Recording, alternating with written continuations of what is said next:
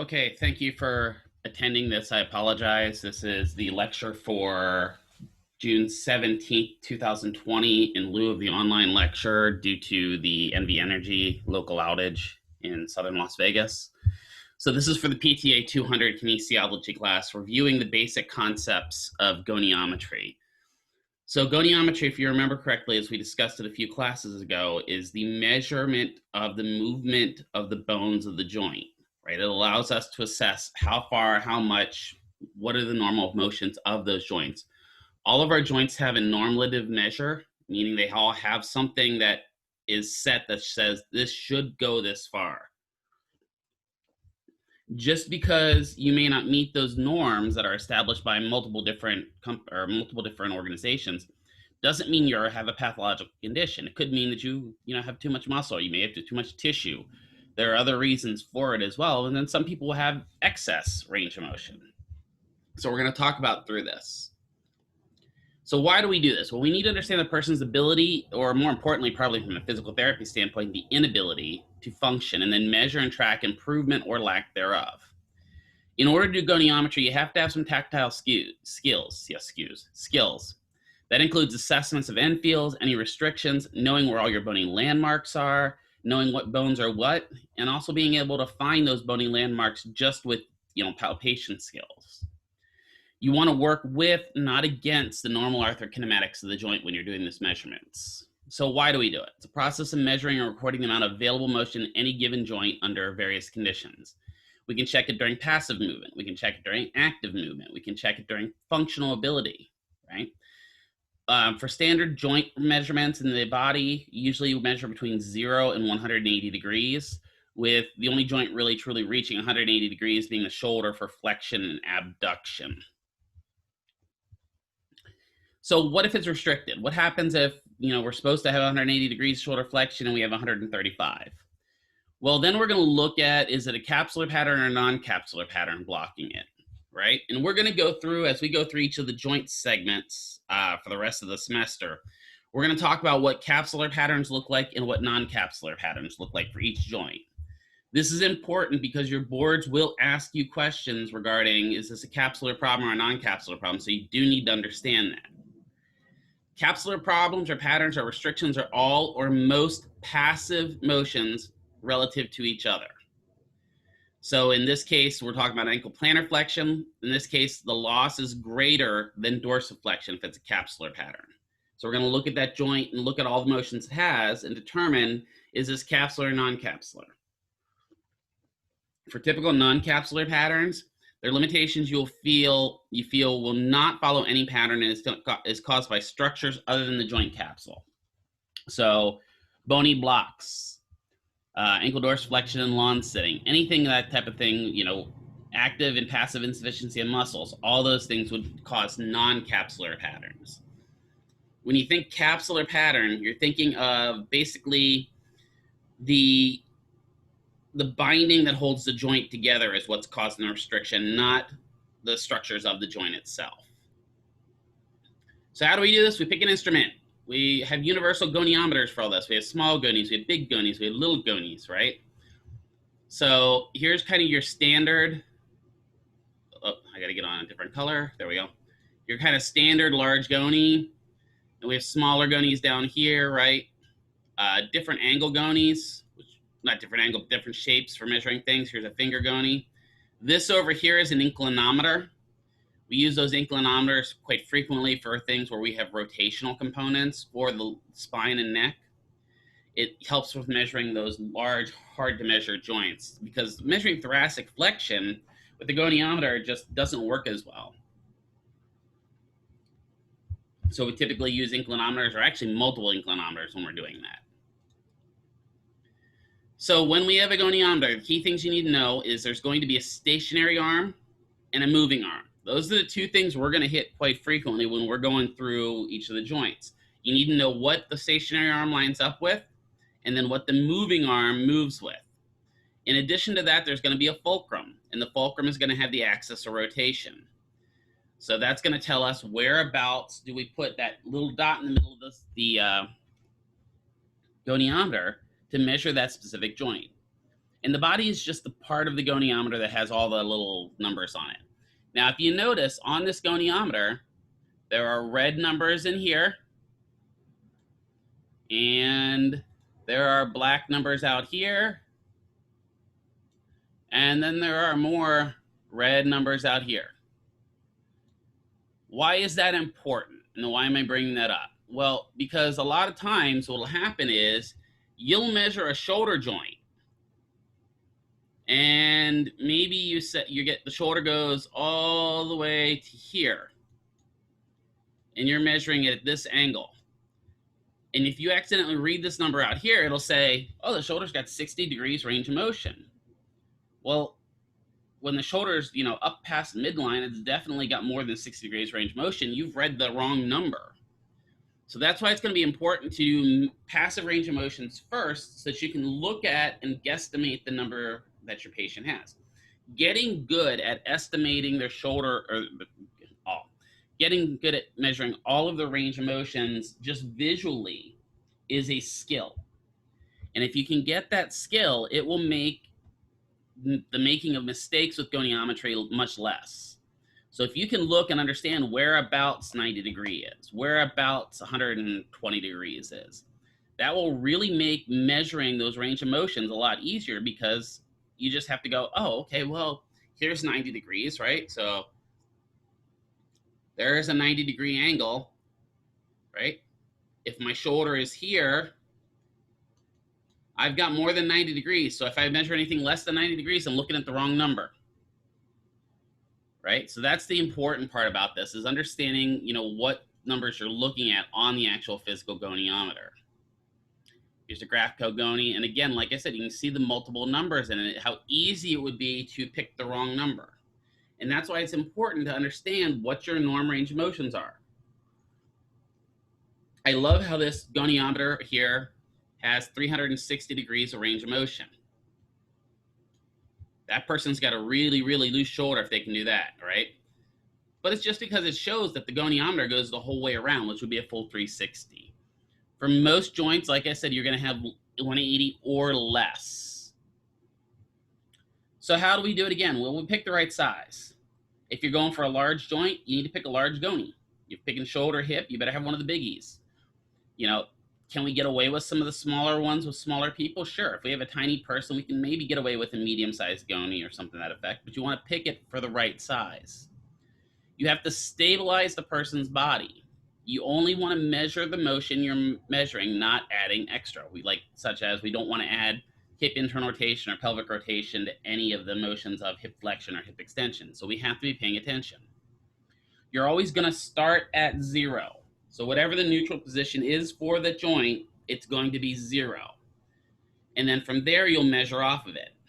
Allow complete movement and don't block your patient from movement. This happens quite frequently when people are trying to stabilize, is they will block the person's full movement, and then they don't get an accurate range of motion. So there's some disagreement in practice about recording hyperextension extension lags when the subject can't achieve full normal range of motion. Clinics vary, but this is the way that the boards want you to measure your range of motion. So you'll have extension, 0, flexion. So this can be the kind of the way that we go through things, and understand that they change based upon your clinic. So you may have to talk to your clinic about how to do it.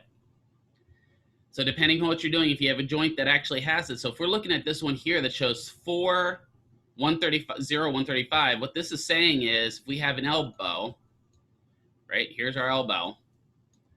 It's saying that the person at rest has 4 degrees past neutral and can go to about 135 degrees of flexion. And that'll come into play as we go through the different joints, and we'll talk about that as we go. So looking down here at the bottom one, so we have 0, 6, 125.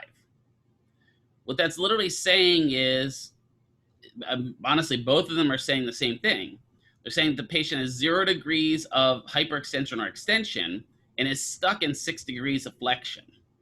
So you got to make sure that you're able to read these numbers effectively so that you can actually go ahead and take care of them. Oh, I too far. So the test. So you're going to explain the patient or procedure to your patient. Again, we're going to go show, tell, do. So you're going to show them what you're doing. Okay, so we're going to bring the shoulder up and above our head like this. You're going to do it with them. You're going to passively move them through the motion, then you're going to actively have them move through it. So you're going to want to put them in the appropriate position. Depending upon what joint we're doing, there'll be very specific positions for them to be in. Stabilize or stabilize the proximal joint segment. So you got to stabilize oftentimes the trunk, the hip, the pelvis, anything like that to make sure there's no accessory movement. Then you move the distal joint segment to the 0 starting position. So get it to where 0 is, or as close to be to that 0 starting position. And then you're going to slowly, passively move the distal joint segment to the end of the passive range of motion and determine the end feel. So the first step is doing passive range of motion and determining end feel. Ask the patient to let you know if they feel any discomfort in case there's a painful arc during the range of motion, which we talked about, or anything like that, so that you can document it. And then you make a visual estimate of the range of motion. You don't want to necessarily have to measure it if you don't have to. If you can look at it and go, oh, that's 75 degrees. It's a lot easier than actually physically, passively measuring it while you're trying to hold on to it and the goniometer. Then you return the distal segment to the start position or as close to 0 as possible. You palpate the bony anatomical landmarks and make sure you tell the patient before, I'm going to place my palm on your lateral hip so I can feel that big bony mark on the outside of your hip. The other knee I'm going to put on your knee, and the other I'm going to put in the midline of your body. Something to that effect. Align the goniometer with those landmarks. Record the starting position. Stabilize the patient. And then move the distal segment through the full range of motion. So they're going to move it through. Replace and realign the goniometer with the landmarks if they've moved. If they haven't moved and you're good about it, don't move them. And then read and record that range of motion. So that's important for range of motion, right? So range of motion is going to be mainly looking at our bony landmarks and how to do these things and understanding the difference in range of motions. But it's important for that you know what's going on with your range of motions. You have to know what your standards are. So that's going to be the important thing as we go through this whole semester. This is going to give you all kinds of new things that you have to memorize. So you're going to memorize range of motions for the shoulder, the hips, the knee, the wrist, the ankle, all that fun stuff in different positions so that you understand what the norms are for those joints. All right, so that's goniometry in a nutshell. And again, we'll go through each of the joints individually as we go through. Now moving on to manual muscle testing. Well, what is manual muscle testing, or MMT? It's the method for assessing the person's strength, right? So we're checking how strong the person is. Be aware, this is, again, just like we talked about with transfers and assistance levels and stuff like that. This is from the patient's perspective, not your perspective. If you a swole bro, you may provide more max resistance than somebody that's smaller than you. That doesn't mean the patient is weaker. It just means that you're putting too much pressure on them. So make sure you do it in accordance to the patient, not in accordance to your strength. You may be stronger or weaker. It doesn't matter. For this class, we will talk about whole numbers only with the exception of grade 2. Understand, in the clinic, you may encounter things like 5 plus, 5 minus, 4 plus, 4 minus, 3 plus, 3 minus. The only pluses and minuses we will discuss in this class is 2 plus, 2, and 2 minus, and I'll explain why we're going to do that. Based on research, those plus and minus grades have been deemed by researchers to represent more subjectivity, as they feel that it is really difficult to reproduce tester to tester with that inter-tester reliability and the inter-tester validity, whereas just the straight numbers are pretty accurate tester to tester. So the manual muscle grades are recorded as numerical scores only, ranging from 0 to 5, normal. Now, each of those will also have a corresponding name grade, such as good, normal, etc., to describe the test performance in a qualitative term. But the number that is the important number is the actual number itself on a scale of 0 to 5. This is not unlike those muscle grades you gave when you were doing the grading for anatomy. Sorry, my brain was drawing a blank there. So it's going to represent the performance of all muscles in that motion. So it's not necessarily one specific, but all muscles in that motion. So here's kind of looking at it with all the pluses and minuses. 5 is always a 5, holds the position against maximal resistance. Then we've got 4 plus 4, 4 minus 3 plus, 3, 3 minus, 2 plus 2, 2 minus, all that fun stuff, then down to 1. So again, the only pluses and minuses you're going to need to know are these down here, because they actually do have some qualitative information to them. So what are we talking about when we're doing this? So for range of motion, we'll go over this when you guys can actually physically see me as well. For manual muscle testing, a 5. So we're always going to test a patient in gravity dependent position. So when they're moving against gravity. When they're moving against gravity, what you want to do is have them move that muscle or that joint into as far a motion as they can, determine if they can move that joint fully against gravity. If you look and they can move that joint fully against gravity, they get a minimum of a 3. The next step up is we're going to have them do it again, and then we're going to put some resistance. If they're able to hold resistance moderately and then potentially break, which means that they aren't able to hold it any longer, that is a 4. If they're able to hold resistance against maximal resistance and not break, that is a 5. Where it gets a little hairy is where we get down below a 3. So if the patient either A, can't go against gravity, or B, doesn't have full range of motion for it, we go down to the 2s and the 1s. So a 2 plus is moves through partial range of motion against gravity, so you have to have some range of motion against gravity, and then complete range of motion, gravity eliminated or gravity limited. So in the elbow, they're maybe not able to go the whole way into elbow flexion when gravity's there. They've got some, but then if you lay them sideline, they're able to get full range of motion.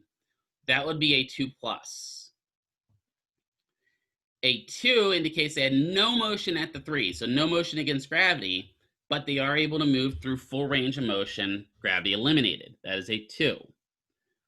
A 2 minus is where they're able to move it partially only in the gravity eliminated position and not have full range of motion. So you have to know your norm range of motions in order to do manual muscle testing. A 1 is where there's no visible movement of the joint itself, right? Even a slight movement is a 2. And, or you can palpate a trace.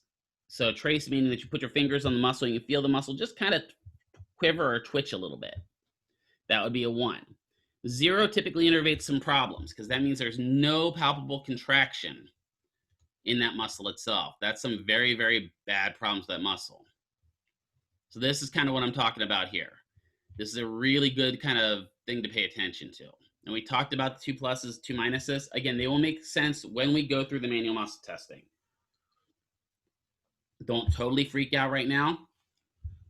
But again, you know, you're going to have to be paying attention to this when you're doing the actual range of the motion. You have to understand the full range of motion. You have to understand how those actually function when you're doing it. So break test. This is how we determine whether it's a 4, whether it's a 5, or whether we're back at a 3. This is when manual resistance is applied to the limb after the body part has moved through full range of motion.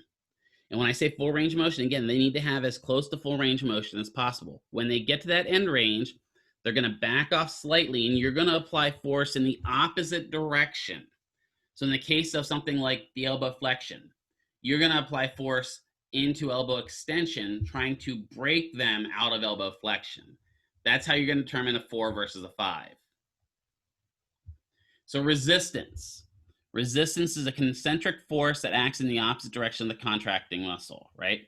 So your typical resistance to start with is just gravity. And then you're going to apply manual resistance to determine if there's, you know, a 5, 3, or 5, 4, or 3. The line of pull is the manual resistance should always be applied in the direction of the line of pull. So if we're going straight up and down in the sagittal plane, that line of pull needs to follow in the sagittal plane. It shouldn't be rotational or circumductive. It should follow in the same line of plane that your motion's falling in. Break. At the point of the muscle where the muscle is most challenged, the patient is asked to hold that position and not allow us to break the hold. I don't like to say break because it's got a little bit of a negative connotation. Think about it. If I'm doing elbow flexion and I'm like, okay, hold it there. Don't let me break you. All the patient's like, wait, what? You're going to break me? Right?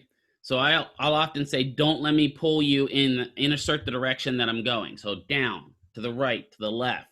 Give them very specific directions about where you're applying force. The break test is the most common procedure used in manual muscle testing today.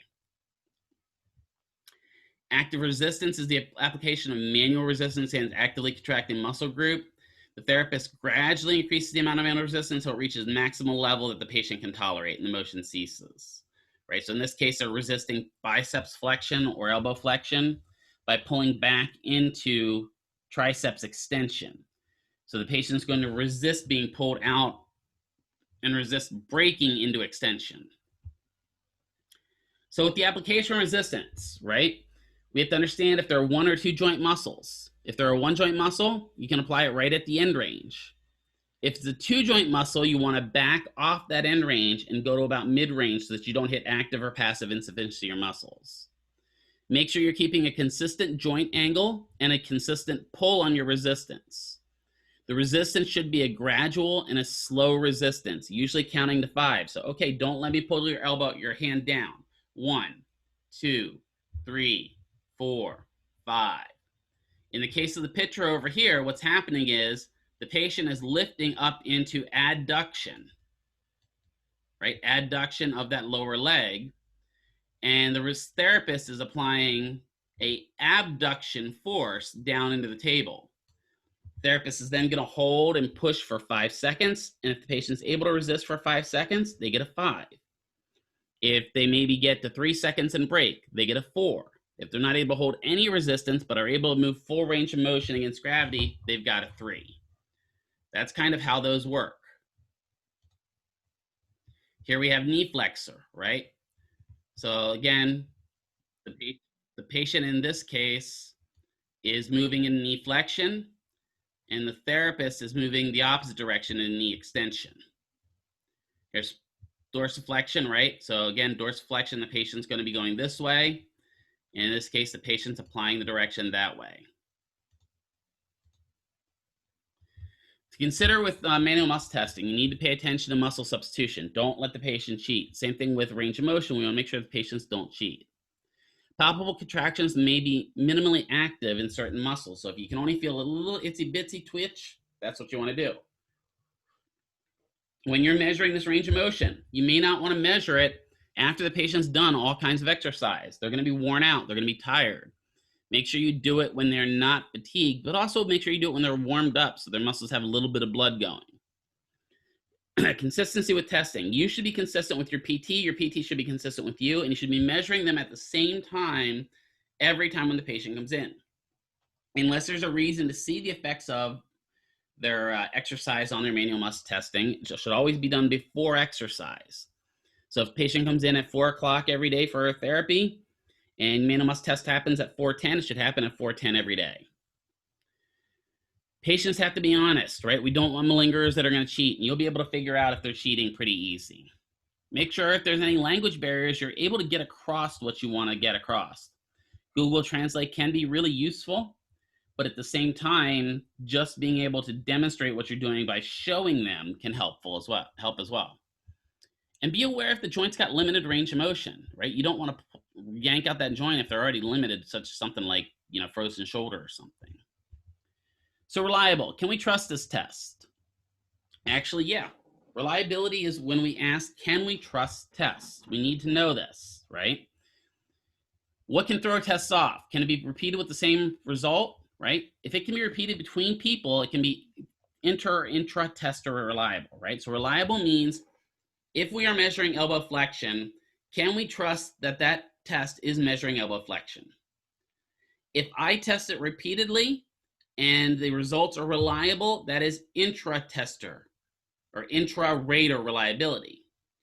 If it can be repeated by multiple people, so if it can be repeated by me and 3 other clinicians, that would be inter, so between tester reliability. right? So those are kind of the idea.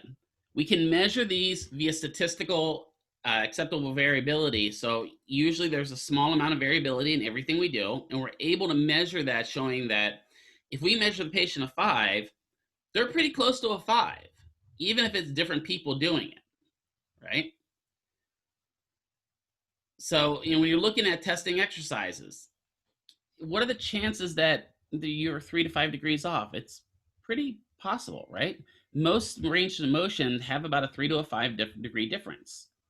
So that means if the patient was 180 on Monday and they're now 183, does that mean they're 183? Or does that mean that you are 183 or 3 degrees off from where you were on Monday? That's what you need to pay attention to, is that there will be some variability in your thing.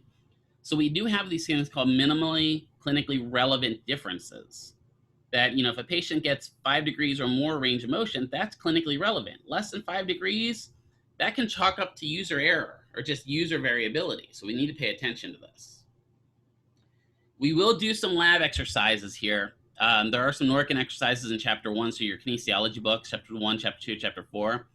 We're going to go ahead and reorient you to goniometers when we get together next time. I believe that's on Monday, where you can actually look at how the goniometers work, and we're going to talk through the different joints, just kind of basically talking about them. We're not going to hit them hard.